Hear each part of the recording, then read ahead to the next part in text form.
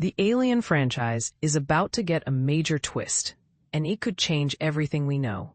FX1. One of the most fascinating aspects of the Alien series is its relentless drive to push creative boundaries, even when it's built on familiar tropes. From the iconic Xenomorphs to the claustrophobic dread of spacefaring horror, the franchise has always been a playground for bold storytelling. Yet despite its rich lore, there's a curious gap in the timeline.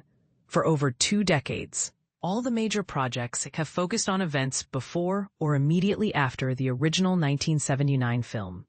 This creates a strange disconnect, especially since 1997's Alien Resurrection left the door wide open for future adventures, including a return to Earth in the year 2381.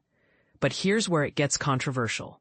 While the prequel films have enriched the universe, the series has spent far too much time in the shadows of its own past. Noah Hawley's Alien Earth is finally breaking that cycle by delivering exactly what the franchise promised back in 1997, a full-on Xenomorph saga set on a future Earth.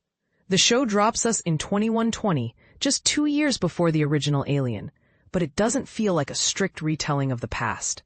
Instead, it leans into its own creative freedom, much like how George Lucas's Star Wars prequels took risks. The first season finale, for instance, sees the Lost Boys hybrids taking control of the Neverland facility, holding humans hostage and manipulating creatures, including 2 Xenos.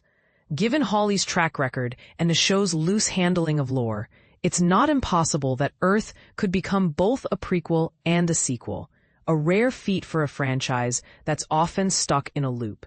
How the films shape the future of Alien Earth, of course. The most likely path for Season 2 is to pick up right where Season 1 leaves off, keeping the focus on the prequel timeline. But there's still elements of the Alien canon that Hawley might feel compelled to honor.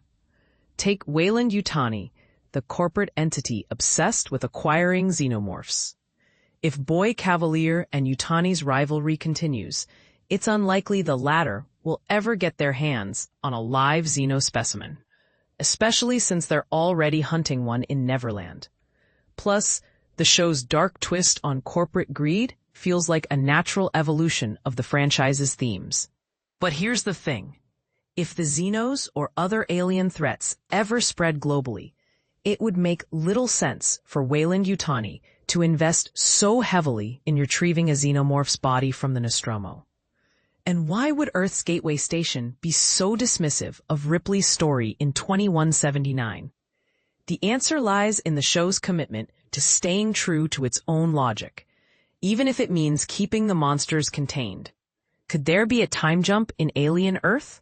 This is all speculation, but Hawley's past work gives us some clues. In Season 3 of Legion, he played with nonlinear storytelling, and his Fargo series jumps between different eras. Given his track record, it's not out of the question that Earth might not be confined to 2120. The hybrids themselves, once human teens in synthetic bodies, could be a key to this. Their pseudo-immortality and ability to regenerate mean Hawley could experiment with time jumps, much like he did in Legion.